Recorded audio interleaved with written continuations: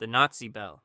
In 1944, deep beneath the forested hills of Lower Silesia, a top-secret Nazi facility known as Der Riese fell silent.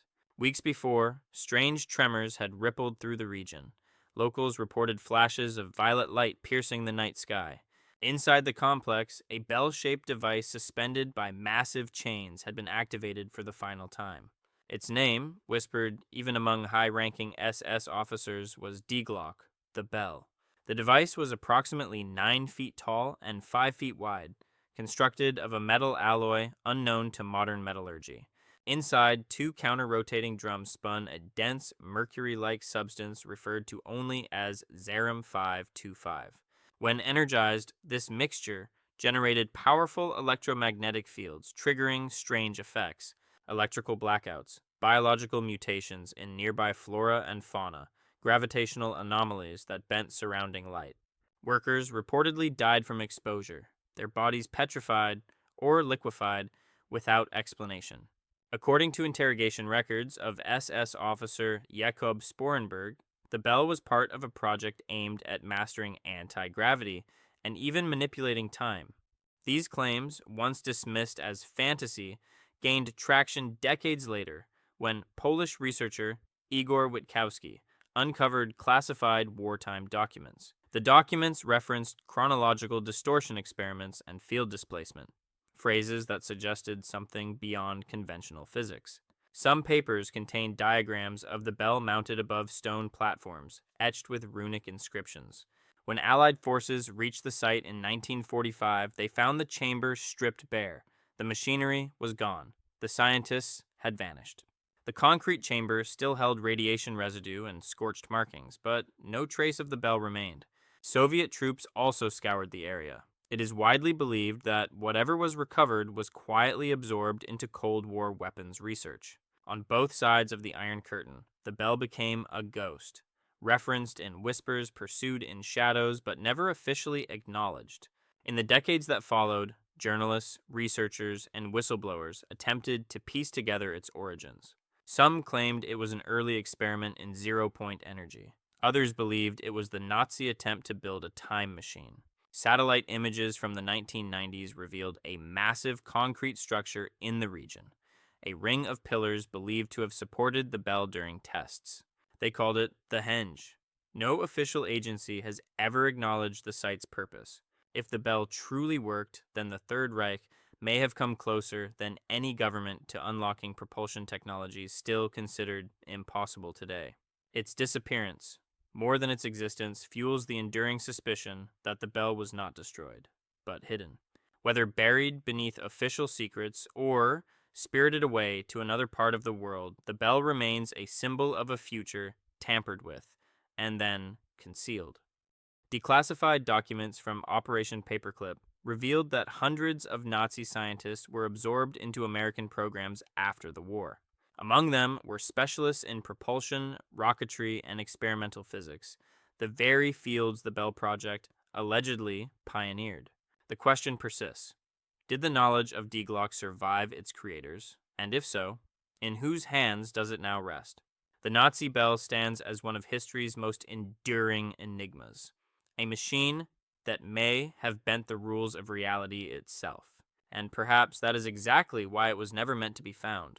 If this technology existed in 1944, what else was developed in those final desperate months, and erased before anyone could bear witness? The bell was not an isolated curiosity. It was a warning that some futures are buried before they can take root. And the deeper we dig into the Third Reich's forbidden science, the more we realize the bell may have only been the beginning.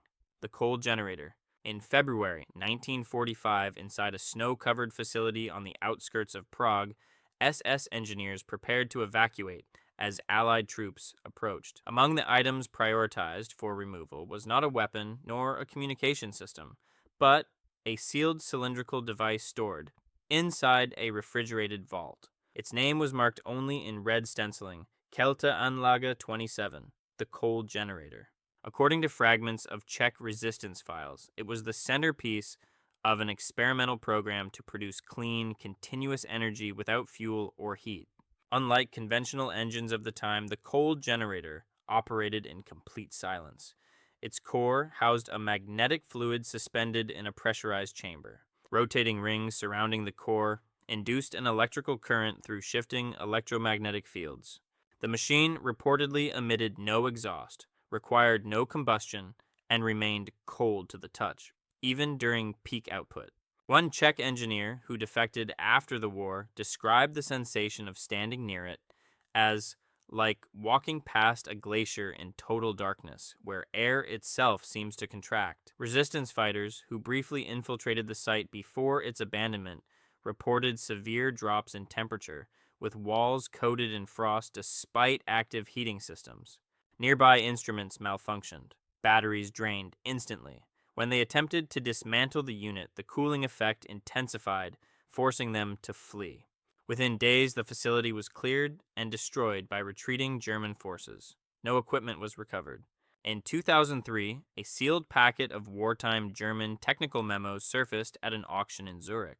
Inside was a schematic labeled Magnetische Umkehrkammer, magnetic inversion chamber, matching descriptions of the cold generator's inner housing. It included details about an oscillation chamber designed to manipulate magnetic entropy, an idea not formally introduced in Western science until decades later. Today's scientists argue that a machine extracting energy without generating heat would violate known thermodynamic laws. But scattered references to similar technologies appear in post-war black project budgets, especially within Soviet and American field labs researching zero-point energy. The cold generator is never named directly, but diagrams in these files appear almost identical in principle. No mainstream institution acknowledges its existence. No museum holds its parts. The name itself does not appear in any official Nazi or Allied archive. Yet enough fragments remain to suggest that such a device may have worked, or at least come terrifyingly close. If it did function, then the implications are staggering. A source of power that required no fuel, produced no waste, and operated in silence. Such a device could have transformed the world, ended the age of fossil fuels before it truly began. But perhaps that was the problem. Perhaps it was never meant to be shared. Perhaps it was not destroyed, but hidden by those who feared what it would unmake. The oil industry, the power grid, monopolies, the entire infrastructure of energy dependency, all would have crumbled overnight. Those who controlled scarcity would have lost everything, and they had the power to ensure that never happened. The Czech engineer who spoke of the device died in 1967. His notes were confiscated by authorities the day after his funeral. Two other witnesses who corroborated his account relocated suddenly. One to Brazil, another simply vanished from public records entirely. The few who tried to replicate the device in later decades reported identical anomalies. Instruments failing, batteries draining, and a cold that seemed to come from nowhere. Each time, funding was pulled. Labs were shut down, and the researchers moved on to other work, or stopped working altogether. The cold generator remains a phantom, a machine that should not have worked, built by a regime that should not have had the knowledge to create it. And yet, the cold it produced was real. The witnesses were real. The fear it inspired in those who buried it, that was real too. If energy itself could be drawn from silence and cold, then the laws we accept may be walls, not truths. And someone decided those walls must stay standing. The sonic paralysis cannon. In the autumn of 1944, inside the heavily secured confines of the Oranienburg testing grounds north of Berlin, a group of SS engineers activated a weapon that left no physical wounds. But it rendered every living target within range completely motionless. The experiment was classified under the name Project Schallbruch, sound fracture. It marked one of the most disturbing episodes in the Third Reich's exploration of neurological warfare. The device itself resembled a massive audio cannon, mounted on a wheeled platform with a dish-shaped emitter nearly 2 meters in diameter. Unlike traditional sonic equipment used for communication or submarine detection, this one emitted infrasound, low-frequency waves below the threshold of human hearing. These waves were capable of resonating with internal organs and the nervous system itself. Test reports uncovered by British intelligence after the war indicated that the device could paralyze human targets at distances exceeding 30 meters. Subjects exposed to a 10-second burst collapsed without resistance, their muscles locked and unresponsive. Some remained conscious but incapable of speech or movement, trapped inside their own bodies. One case involved a test subject whose heart rhythm became irregular for several minutes before normalizing, without any physical trauma. The project lead, SS physicist Dr. Hans Kammler, noted that vocal resonance neutralization is achievable with sustained frequency modulation between 7.5 and 9 Hz. What makes this technology even more disturbing is the way it was concealed. Upon Germany's defeat, the Oranienburg site was reduced to rubble by targeted Allied bombing.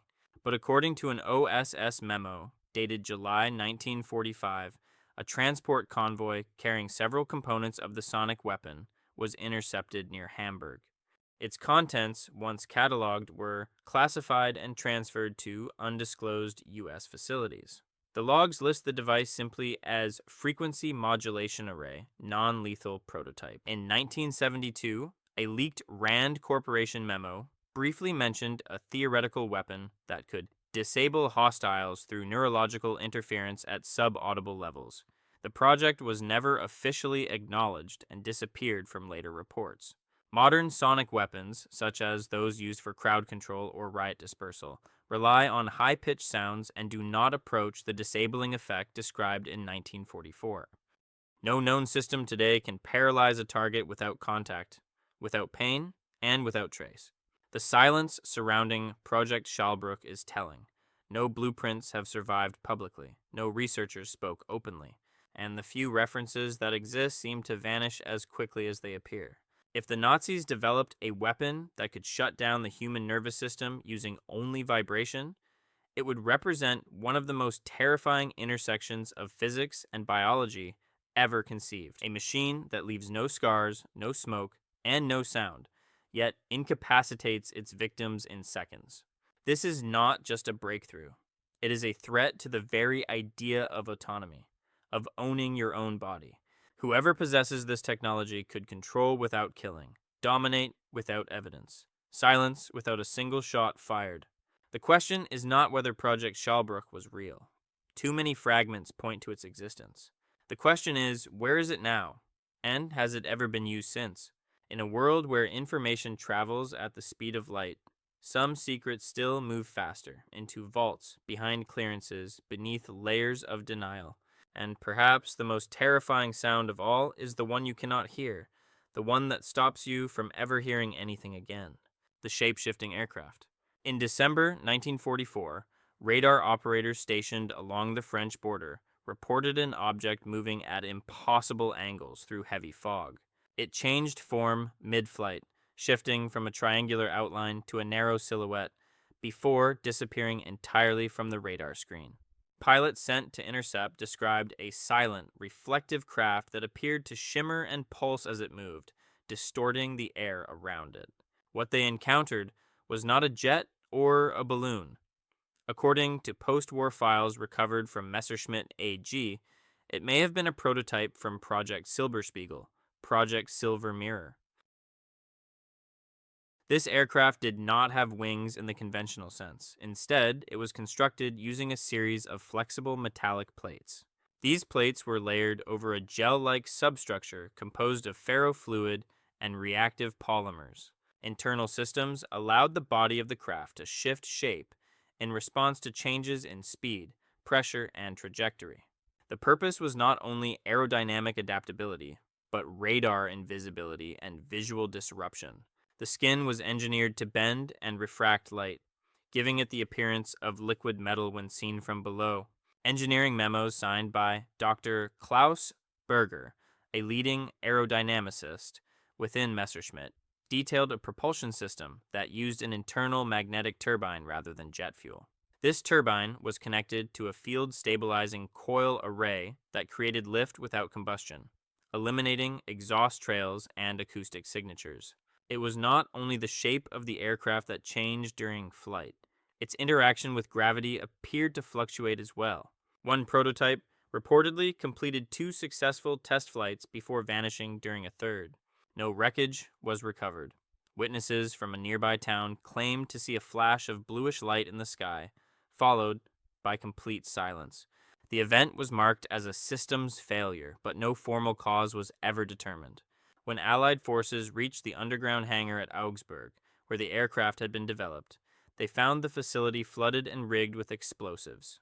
A single fuselage section remained intact, but its outer skin had deteriorated into a gelatinous substance that defied analysis. Samples were taken by American scientists and sent to Wright Field in Ohio, where they were classified as unidentifiable advanced composites. None were ever shown to the public. In modern aviation, no nation has successfully created a craft capable of in-flight morphing without mechanical flaps or hinges. Experiments in biomimetic engineering are ongoing, but nothing compares to the descriptions found in the original German documents.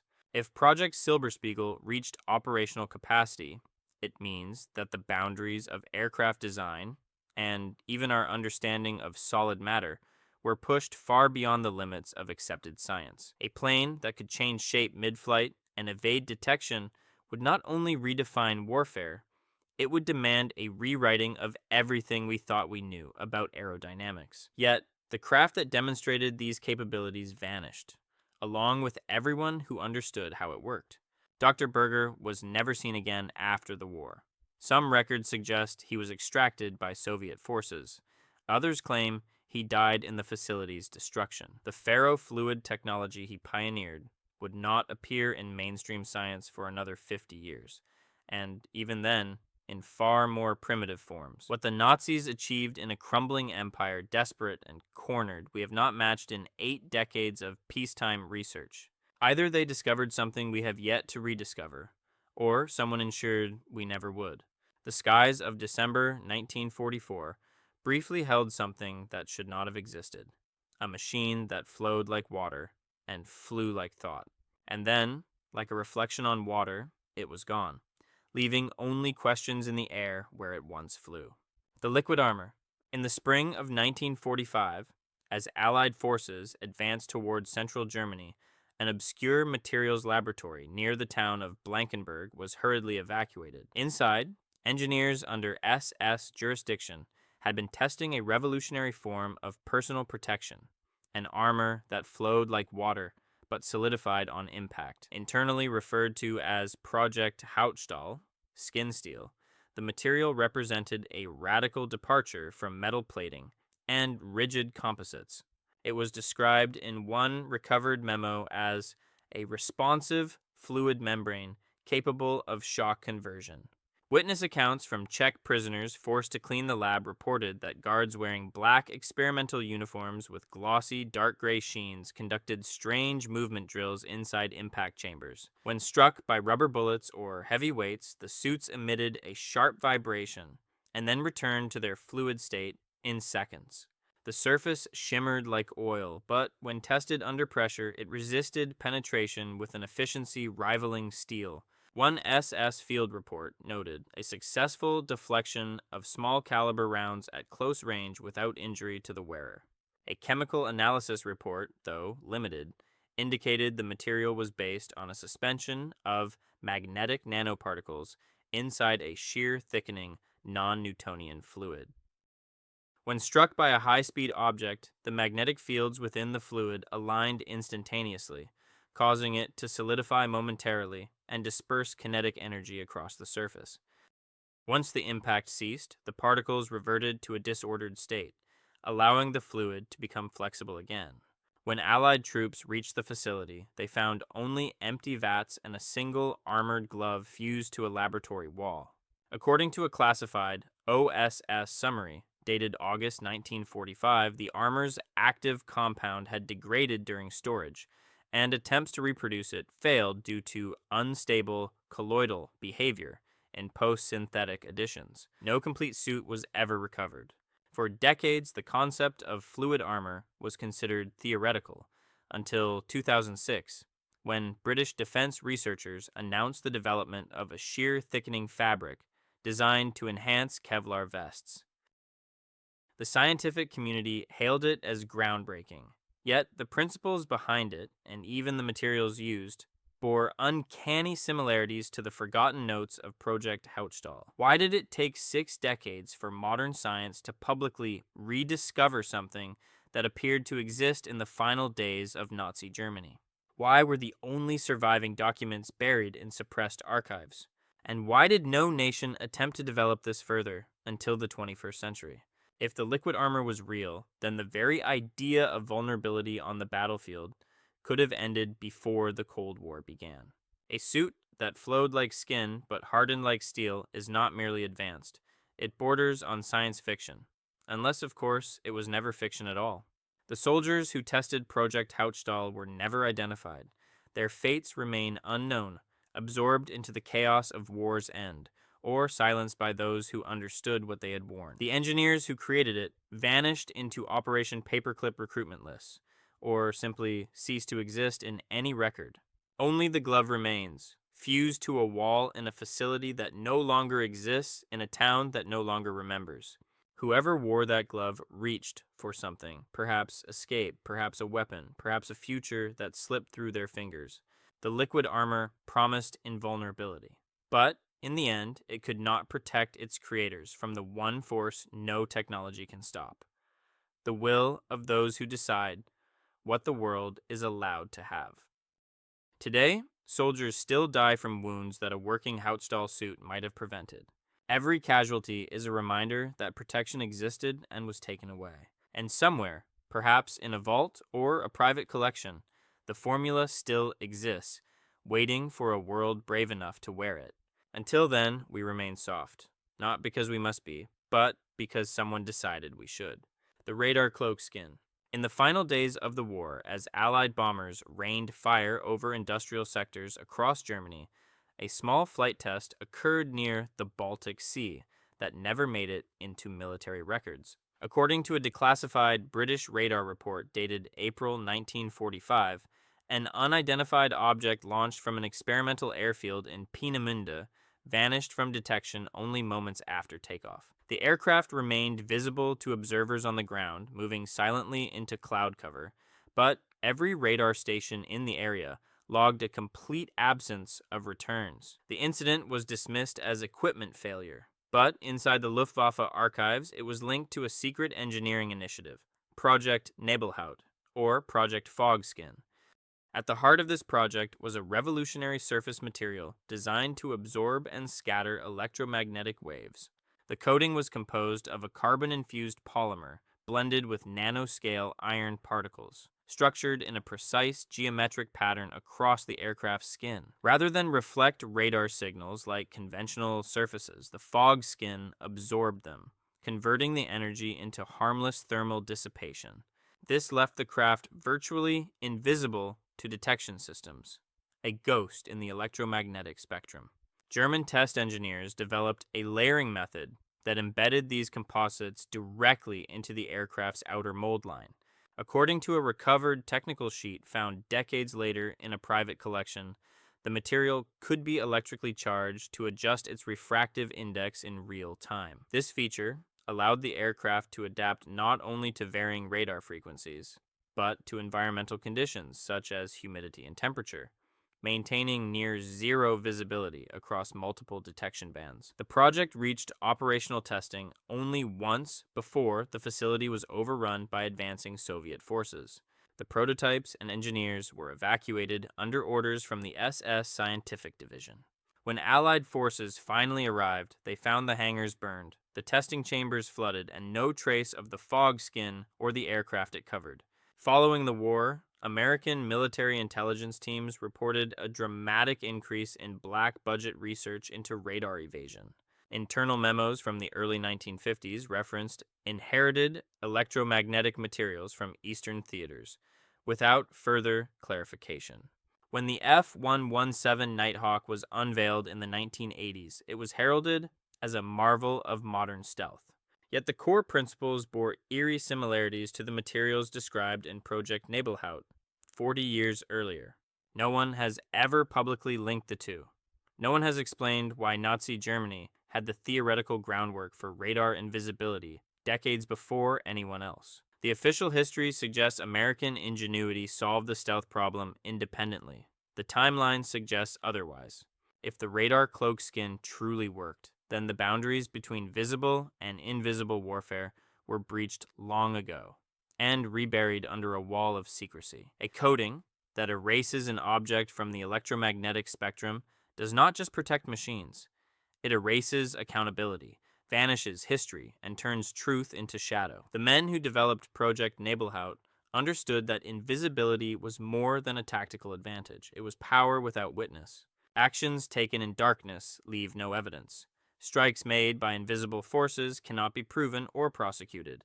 This was the true gift of the fog skin, not just avoiding detection, but avoiding responsibility. Today, stealth aircraft patrol skies around the world. Their existence is acknowledged, but their origins remain carefully curated.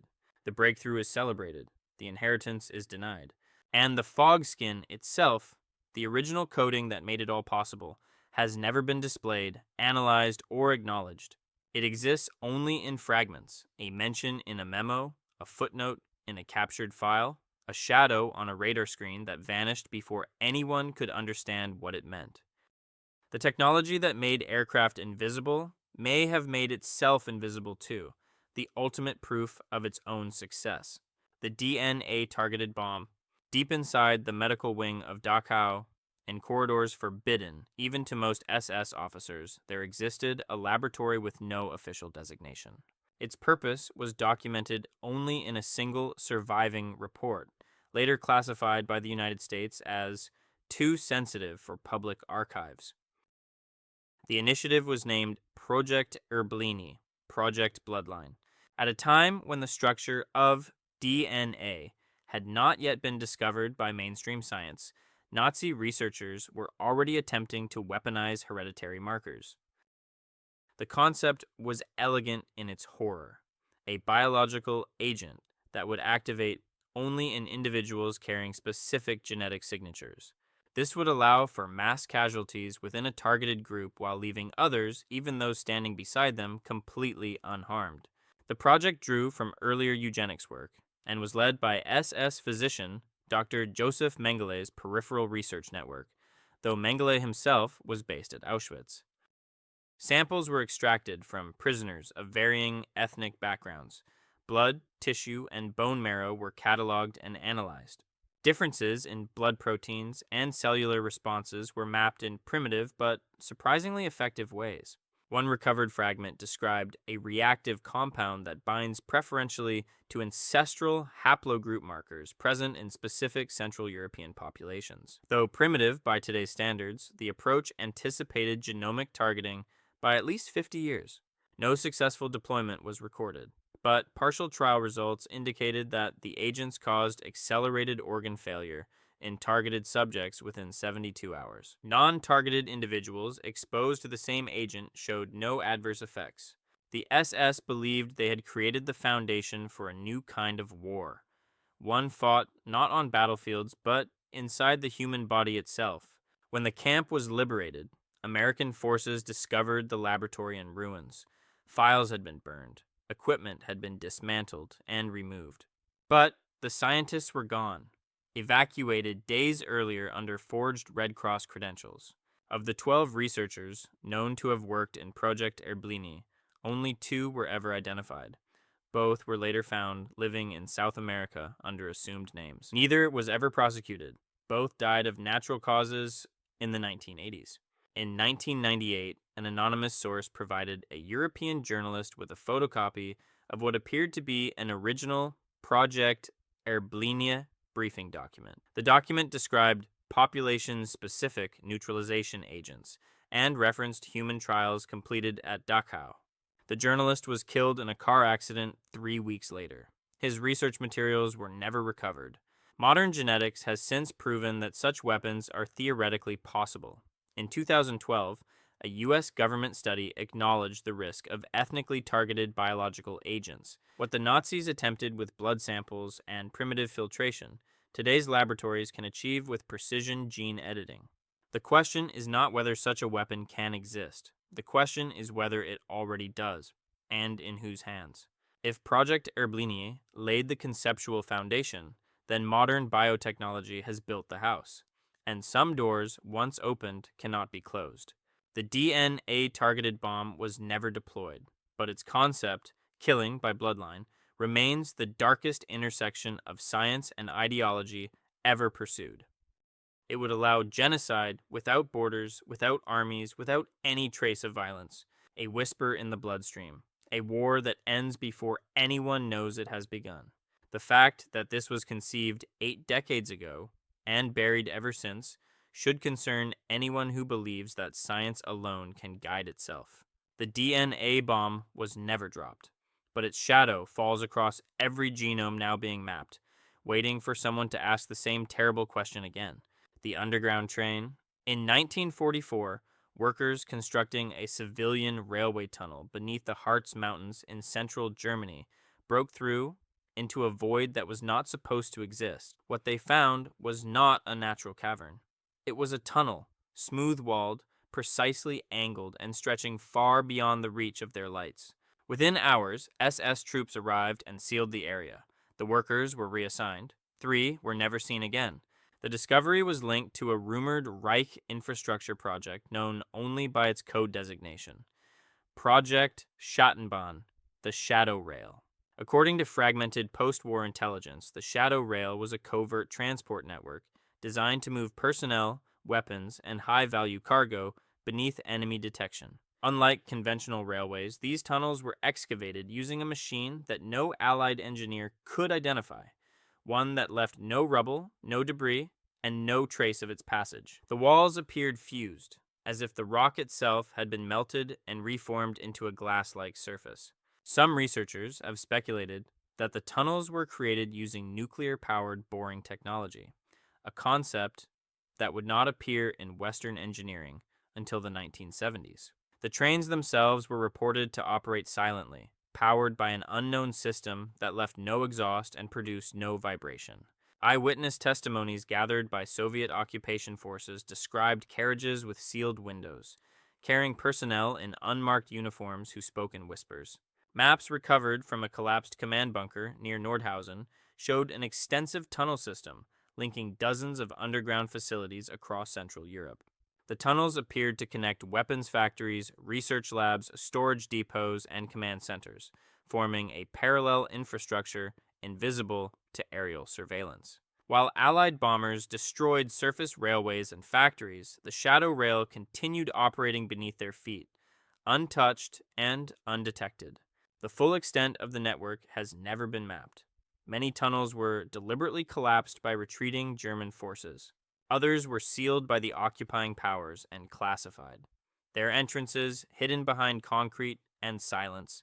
In the decades since, amateur researchers and urban explorers have reported finding sealed entrances in forests, abandoned quarries, and beneath demolished buildings. Those who attempt to investigate further are often stopped by government authorities, or simply find the sites already resealed. Ground-penetrating radar surveys conducted privately have detected anomalies consistent with deep tunnel structures, but official agencies refuse to confirm them. What makes the Shadow Rail even more unsettling is the engineering problem it solved, moving goods invisibly across a continent during total war. No nation has ever admitted to discovering or utilizing the Shadow Rail after the war, but the technology to build such a network would be invaluable.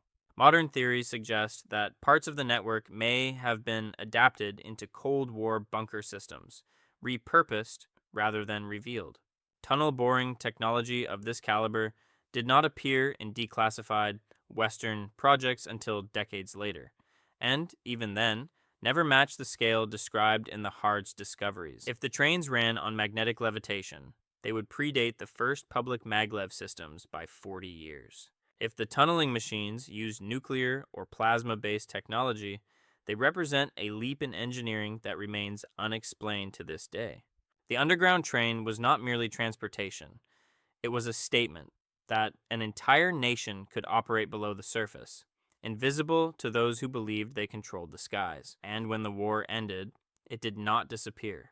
It was buried, not destroyed, but hidden, beneath layers of official silence and literal stone.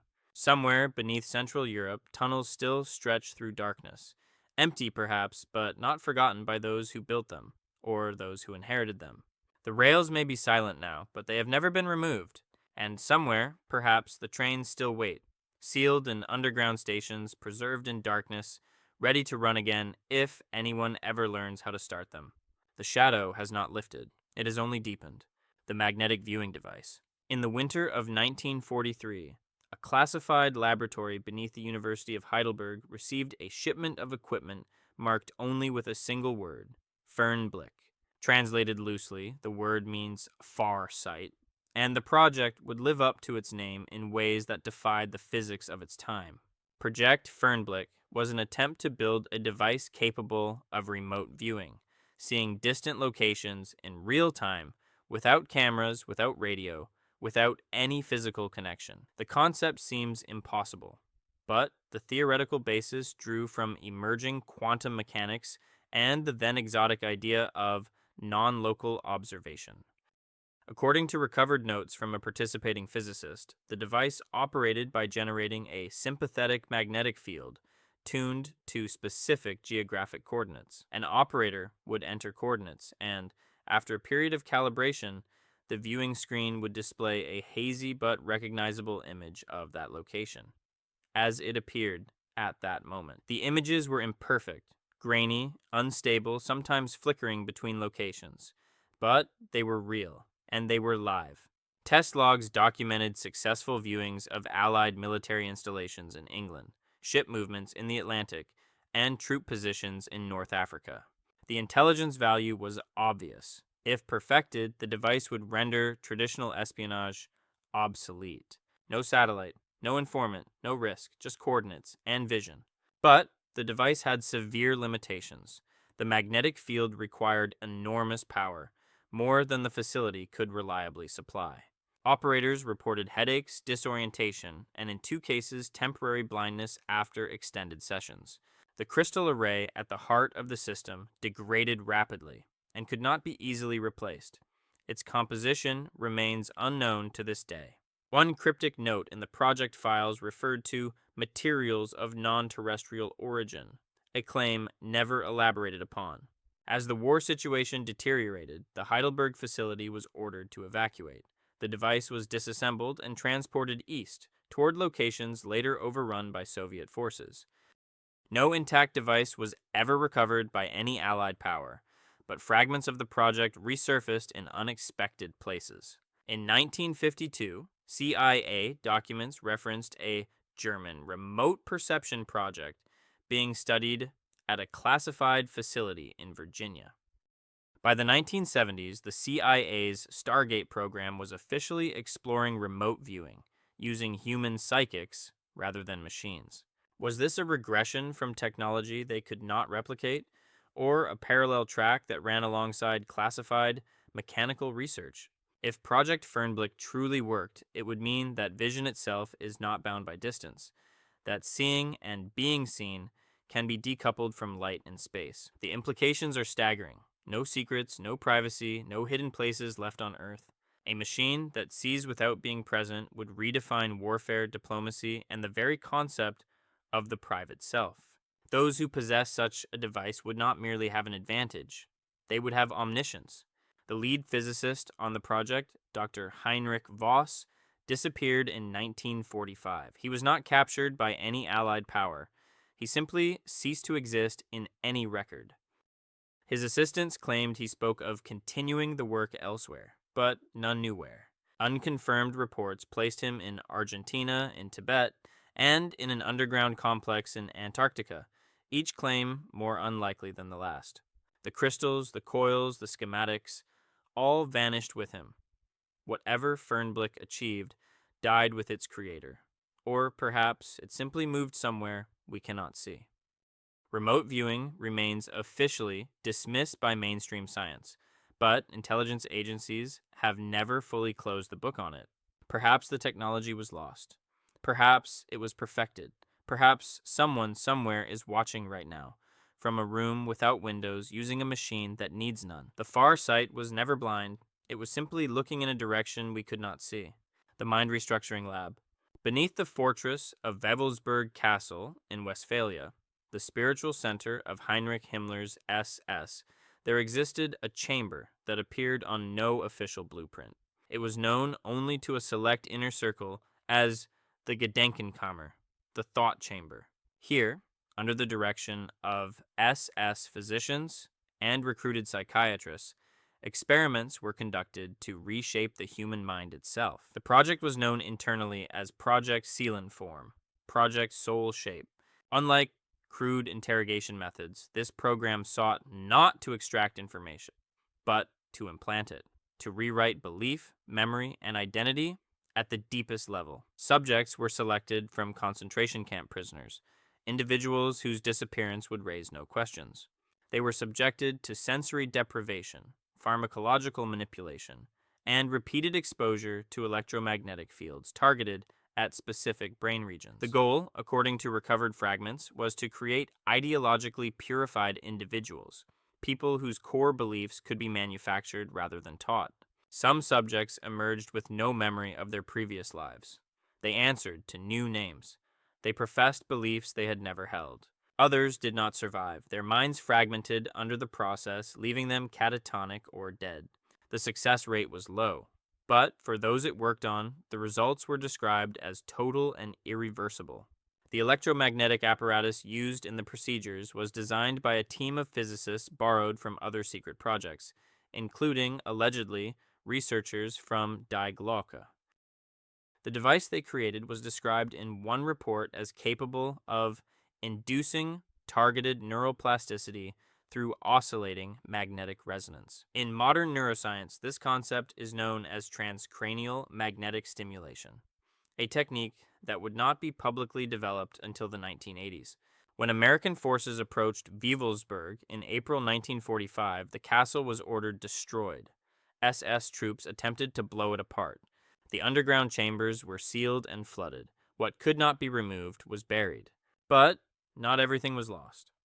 Certain scientists were extracted before the collapse, spirited away through rat lines that led to South America, the Middle East, and the United States. By 1950, CIA documents confirmed the recruitment of German specialists in behavioral modification and psychological reconditioning. By 1953, the CIA had launched MK Ultra, a program exploring mind control through drugs, hypnosis, and sensory manipulation. The parallels to Project Seelenform are impossible to ignore. The techniques were nearly identical. The goals were the same.